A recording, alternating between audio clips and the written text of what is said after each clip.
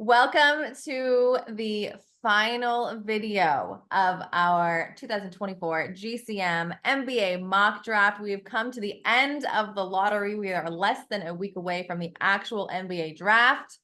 And I've got Mike Richman here to talk to me about the caboose of the lottery, representing the Portland Trailblazers with the 14th pick. Hello, good morning. How are you? I'm good. Thanks for having me on here. The Blazers with 2 picks in the lottery. They got some juice to make moves, or in this draft, stand still and see who falls to them. All right, let's set the scene. In case you just didn't happen to watch that first Trailblazers video where they took 7 and they took Cody Williams. We're at 14 now.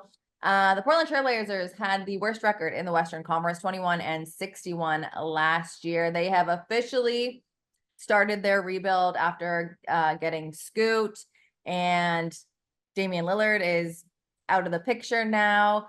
They invested in their backcourt a lot, right? So they have Anthony Simons, Shaedon Sharpe, Scoot, like I just mentioned, and now they've got 4 picks this draft, 2 of them in the lottery. So I don't know if you're looking to reload in that front court or what. Like I said, the first pick with Portland was Cody Williams, who is a big dude. So we're going to see where Mike sits. Before we get to who you want, tell me what you think.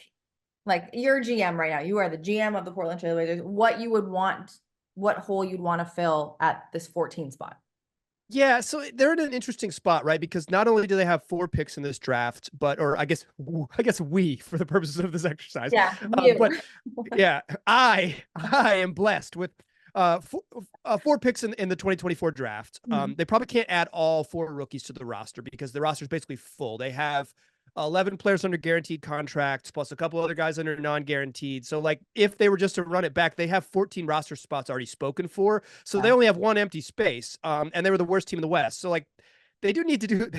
They probably don't run back the same roster as last year because that might be a little bit wild. But so they probably have to make some moves. They probably end up trading some veterans, but there's a chance that they package their picks and make moves. And there's a chance that they move around in the second round or only take 7 or only take 14. But for these purposes, I think what the move would be is to bolster the front court because, like you said, they've added a bunch of young guard depth.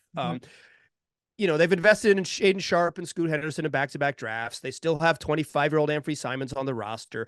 They could probably use another young guard, but they could use another young guard that's like a second-roundy type deep bench pick, not someone you invest high in the lottery. So with these picks, I'm thinking upside and bigger players. Size is the move that I would go.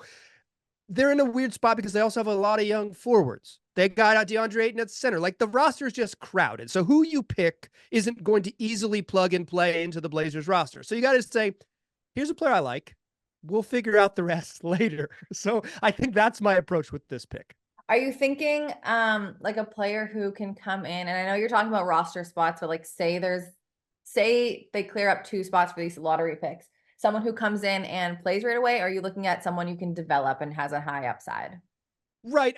I think it would be nice in theory if you went 1 high upside guy with their 2 lottery picks, 1 high upside guy that's, maybe a project, and in year 2 and year 3, they're more of a regular player, and 1 guy who can plug and play. But I think realistically in this draft and where you sit at 14, you're just not likely to draft like NBA ready players at that spot. So while I think maybe the perfect way to do it is like 1 high floor, 1 high ceiling type of big swing risk, less risky pick, I think realistically, you got to just play the board. Like, you got to just say, okay, here's how it shook out. Like, if this particular draft had shaken out a little bit differently, maybe I'd be chasing a big man with this pick or something like that. But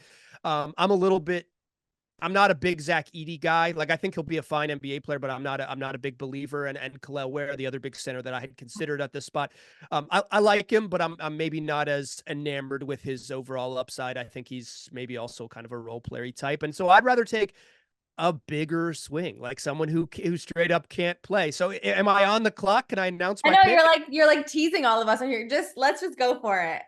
Okay, with the 14th pick in the NBA draft, your Portland Trailblazers select Tijan Salah from the French league, big teenager, NBA ready frame. Here's my pitch on him. Okay. You just watch him for a little bit. He's gigantic. He has a lot of holes in his game, right? He doesn't have a much of primary creation ability. Like you're not going to give him the ball and he's going to go get a bucket. His shooting is mostly theoretical. Sometimes you watch the highlights, really high arcing three, gets a bunch of air under that ball. It's like, ooh, that looks nice. But also like he's never really been a shooter at a high level in the French league. And this year he shot under 33% from three. He's a theoretical shooter. He doesn't have a lot of on-ball skills. He's not a great passer, but what he is a giant person who plays incredibly hard. I believe that playing hard is a skill. I think some guys have the skill of playing hard and some guys don't. Yeah.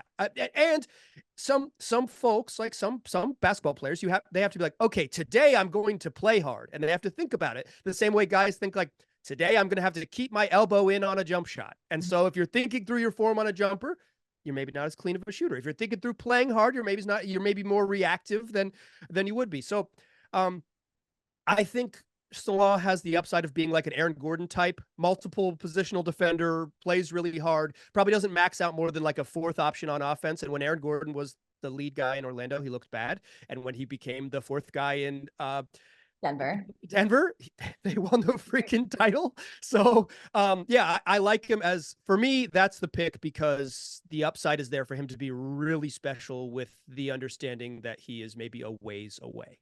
So it is so funny that this is how you like prefaced your pick. And I'm going to tell you exactly why. I have notes for every player that we're like going to talk about. I knew my big notes for the whole lottery. And before you even said, this is who I'm choosing, I don't have a pen in my hand. This is what I have written down. Could be a gem, high risk, higher reward, ? And I think that just goes to show like this could be a really, really, really good pick, or it could be like a 14th pick and you're just like, no love lost.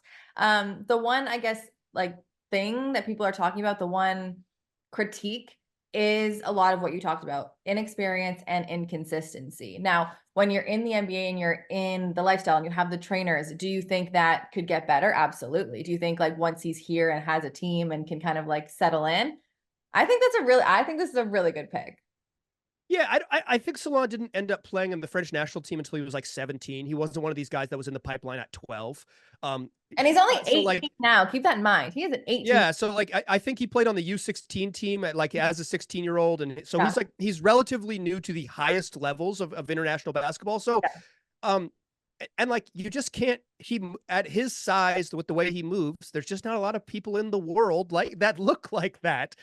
So I think it's obviously I think the realistic floor is like this is not an NBA player, but the upside is incredibly tantalizing. And for a team like the Blazers that just they need to hit big at some point, I think this is worth taking a risk on. Yeah, I like it. Mike, thank you. You are what are they saying? Save the best for last, cherry on top of a wonderful lottery. Thank you. I appreciate your time. And man, less than a week away. Let's go. It's here. Thanks for having me.